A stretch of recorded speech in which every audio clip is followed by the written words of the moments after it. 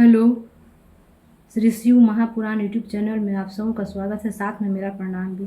तो आज मैं 20वां अध्याय का वर्णन करूंगी, सुनाऊंगी। तो 20वां अध्याय में है राजा इक्ष्वाकु। राजा इक्ष्वाकु का जन्म कैसे हुआ, उनके पुत्र का क्या नाम है, और फिर राजा हरिश्चंद्र का जन्म कैसे हुआ, किनके किनके वंश में राजा हरिश्चंद्र का जन्म हुआ, ये पूरा वर्णन 20वां अध्याय में है।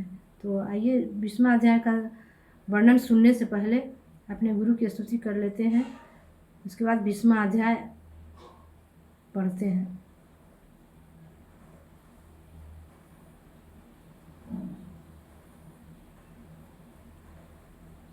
गुरुर्ब्रह्मा गुरुर्विष्णु गुरुर्देवो महेश्वर,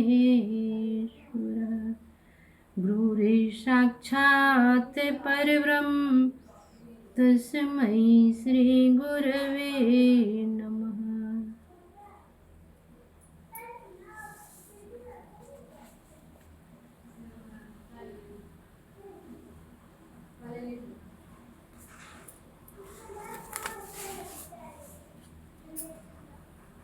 यह है 20वां अध्याय।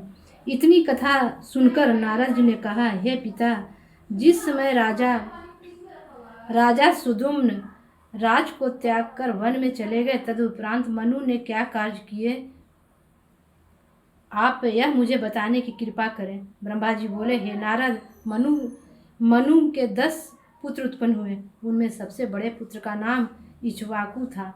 उसी के वंश का मैं वर्णन करता हूँ। इक्ष्वाकु ने 100 पुत्रों का जन्म दिया। वे सबसे बड़े धर्मात्मा तथा प्रजापालक थे। उनके पुत्रों में सबसे बड़े का नाम मलकश था।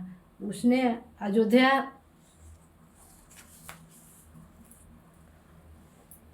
अयोध्यापुरी का सुखपूर्वक राज किया। एक बार श्राद्ध के समय मांस की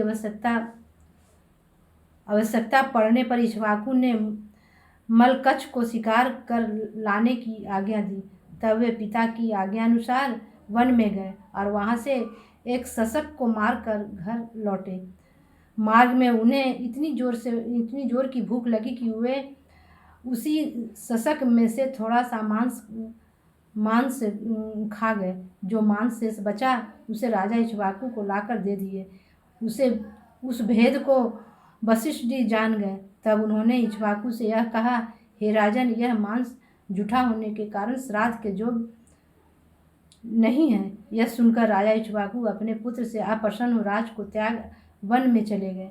वहाँ वशिष्ठ मुनि द्वारा प्राप्त ज्ञान से शिव जी का तप करते हुए परम पद को प्राप्त हुए। हे नारद, इक्ष्वाकु के चले जाने पर वशिष्ठ जी ने मलकछ को राजा बनाया। वह संसार में ससाध नाम से प्रसिद्ध हुआ। उसके पश्चात कर्मानुसार अन्य इक्ष्वाकु वंशी राजाओं ने राज किया। हे नारद, यह मैं तुम्हें बता चुका हूँ कि वैवस्वत के उत्तराधिकारी इक्ष्वाकु तथा इक्ष्वाकु के मलकछ अर्थात ससाद हुए। तदुपरांत उनके उत्तराधिकारी रिपुंजय, कौस्तुभ, हरिवाह, अर्नाभ, हर्यश्व,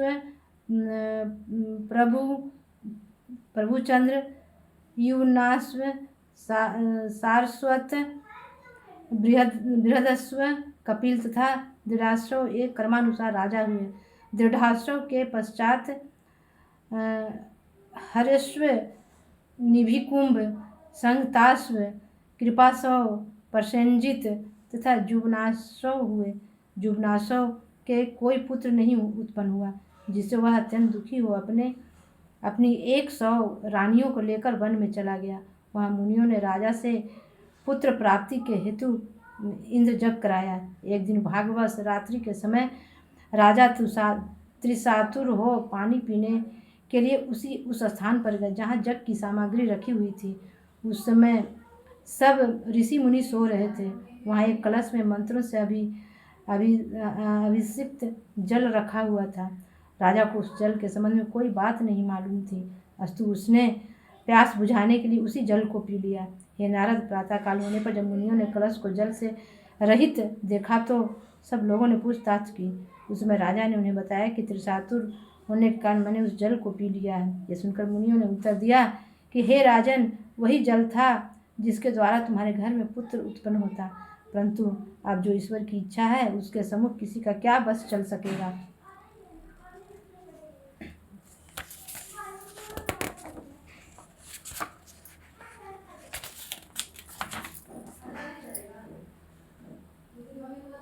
निदान जग तो समाप्त हो गया और नियत समय पर राजा की कोख फाड़कर एक सुंदर बालक ने जन्म लिया। जब वह बालक दूध के लिए रोने लगा, उस समय मुनियों की प्रार्थना पर इंद्र ने प्रकट होकर उसके मुंह में अपनी कनिष्ठा उंगली डालते हुए यह कहा, मानधाता अर्थात मुझे पी। इंद्र की उंगली के अमृत को पीकर वह बालक जीवित बना रहा। अस्तु वह संसार में मानधाता के नाम से प्रसिद्ध हुआ। अब मानधाता बड़ा हो गया, तब जुबनासव उसे राज सौंपकर स्वयं तप करने के हेतु वन में चले गए। हे नारद, राजा मानधाता संपूर्ण भूमंडल के चक्रवर्ती सम्राट हुए। वे त्रयदस्यु के नाम से भी प्रसिद्ध हुए थे। उन्होंने 2 पुत्रों को जन्म दिया, जिनमें एक का नाम पुरुकुस तथा दूसरे का नाम मुचुकुंद था। राजा मुचुकुंद ऐसे प्रतापी हुए कि स्वयं इंद्र भी उनसे सहायता लेने के लिए आए। मुचुकुंद के भाई पुरुकुस ने त्रयारुणी नामक पुत्र को जन्म दिया। त्रयारुणी ने राज्य पद को प्राप्त किया। उनके सत्यव्रत नामक एक ऐसा पुत्र उत्पन्न हुआ जिसने तेजस्वी मंत्रों को भ्रष्ट कर दिया। वह अपनी स्त्री को मारकर अनेक प्रकार के पाप करने लगा। उस समय राजा त्रयारुणी ने अपने घर से निकाल दिया। तब वह रसोई घर के पास जाकर रहने लगा। उसके कुकर्मों को देखकर राजा त्रयारुणी राज को त्याग कर तप करने हेतु वन में चले गए। हे नारद, राजा सत्यव्रत जिस वन में तप कर रहे थे, उन्हीं दिनों विश्वामित्र भी अपने घर द्वार को त्याग कर तप करने के लिए वन में आ पहुँचे थे। सत्यव्रत भी उनके आश्रम के पास ही वन में रह रहा था। एक दिन विश्वामित्र की पत्नी दरिद्रता के कारण अपने मंझले पुत्र को कंठ में रस्सी बांधकर बेचने लगी। वह उसके बदले में 100 गौ चाहती थी। सत्यव्रत ने दया करके उसके बालक को छुड़ा दिया और स्वयं उसका पालन पोषण करने लगा। तब वह बालक गालब नाम से संसार में प्रसिद्ध हुआ। उसके द्वारा संसार में एक गोत्र गालब नाम से चला। हे नारद, सत्यव्रत विश्वामित्र का हर प्रकार से प्रतिपालन करता था। जिस समय तक सत्यव्रत वन में रहा, उस समय वशिष्ठ मुनि राजा के राज्य उस समय वशिष्ठ मुनि राजा के राज्य तथा कुटुंब का संचालन करते रहे। 12 वर्ष व्यतीत हो जाने पर भी वशिष्ठ जी ने राजा सत्यव्रत का राज सिंहासन पर आ बैठने के लिए आमंत्रित नहीं किया। एक बार सत्यव्रत क्षुधा से अत्यंत पीड़ित हुआ। तब उसने क्रुद्ध होकर वशिष्ठ मुनि की एक गाय को मार डाला और उसका मांस विश्वामित्र मुनि के साथ स्वयं खाया। हे नारद, वशिष्ठ जी को जब यह समाचार मिला तो उन्होंने सत्यव्रत को महान पापी ठहराया। जब विश्वामित्र ने यह देखा कि वशिष्ठ ने तो सत्यव्रत को उसके सिंहासन पर बैठा रहे हैं और सत्यव्रत को उसके सिंहासन पर बैठा रहे हैं, न उसे सुख भोग ही करने देना चाहते हैं, इसके विपरीत उसे महापापी ठहरा रहे हैं, तब उन्होंने सत्यव्रत को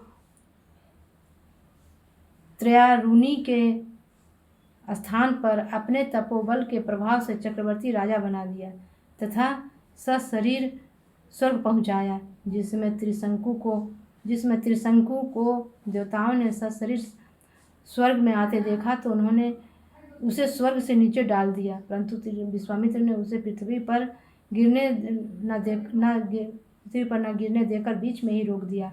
तब से राजा त्रिशंकु आकाश में लटका हुआ अब तक दिखाई देता है। नारद, राजा सत्यव्रत द्वारा हरिश्चंद्र का जन्म हुआ। हे नारद, राजा सत्यव्रत द्वारा हरिश्चंद्र का जन्म हुआ। वे परम धर्मात्मा हुए।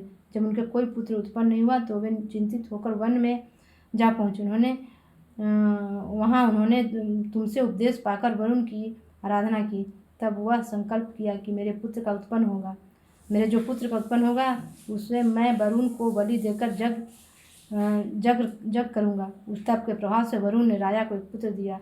उसका नाम रोहित रखा गया। जब वह बालक उत्पन्न हुआ तो वरुण ने राजा के पास पहुंचकर यह कहा, हे राजन, तुम अपने संकल्प के अनुसार इस बालक की बलि देकर हमारा जप करो।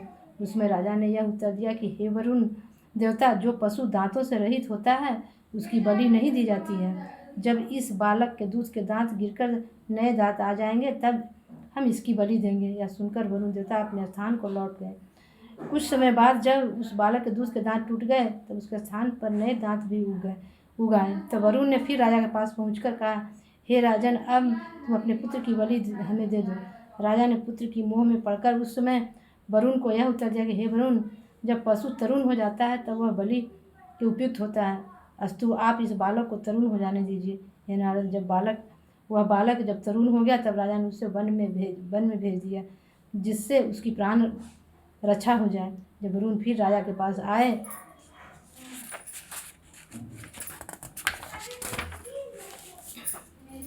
तो उन्हें यह मालूम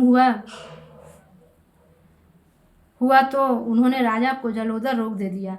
रोग के कारण वे अत्यंत दुख भोगने लगे। जब यह समाचार रोहित को मिला तब वह अपने पिता को देखने के लिए वन से घर को चला, परंतु इंद्र ने उसे बीच में ही ब्राह्मण का स्वरूप धारण कर रोक दिया और यह कहा कि हे रोहित, तुम्हें घर जाने की आवश्यकता नहीं है। तीर्थों में भ्रमण करना अत्यंत पुण्यदायक है। इंद्र की बात मानकर रोहित घर न जाकर तीर्थों में भ्रमण करता रहा। इस प्रकार 6 वर्ष व्यतीत हो गए। हे नारद, तदुपरांत रोहित अपने पिता का रोग दूर करने के लिए अजिगर्त के मंझले लड़के सुनहसेप को बलिदान के लिए खरीद कर अपने पिता राजा हरिश्चंद्र के पास भेजा। जब राजा ने रोहित के बदले उस बालक को बलिदान करना चाहा, उस समय सुनहसेप ने विश्वामित्र के बताए हुए 2 मंत्रों का पाठ किया, जिनके प्रभाव से वरुण देवता उस पर प्रसन्न हो गए और उसकी जान बच गई। तदुपरांत वरुण देवता ने हरिश्चंद्र के रोग को भी दूर कर दिया। हरिश्चंद्र के उपरांत रोहित राज सिंहासन पर बैठा। रोहित का पुत्र हरित हुआ। हरित से चम से विजय से मृग से वृक से वाहु उत्पन्न हुए। ये नारद, जिस समय वाहु राज सिंहासन पर थे तब उनके ऊपर शत्रुओं ने चढ़ाई कर दी और उन्हें राज से भ्रष्ट कर दिया। तब वे अपनी स्त्री तथा पुत्र सहित भागकर उर्ज मुनि के शरण गए। वहाँ राजा वाहु की पत्नी ने सगर नामक एक बालक को जन्म दिया। वह बालक विष सहित उत्पन्न हुआ था, इसलिए उसका नाम सगर रखा गया। बड़े होने पर सगर ने उर्ज मुनि से एक परम तेजस्वी वाहन प्राप्त किया तथा उसके द्वारा अपने शत्रुओं पर विजय प्राप्त की। तत्पश्चात वह अपने पिता के राज सिंहासन पर आसीन हो धर्म पूर्वक प्रजा का पालन करने लगा। इस प्रकार राजा मानधत्ता के बाद क्रमशः मुचुकुंद, पुरुकुत्स, त्रयारुणी, सत्यव्रत अर्थात त्रिशंकु, हरिश्चंद्र, रोहित, हरितम, चंपक, विजय, मृग, वृक, वाहु तथा सगर राजा हुए। आज की इतनी कथा अपने गुरु के चरणों में विराम देती हूँ। अब आगे 21वां पाठ है, तो 21वां अध्याय आज इस एपिसोड के बाद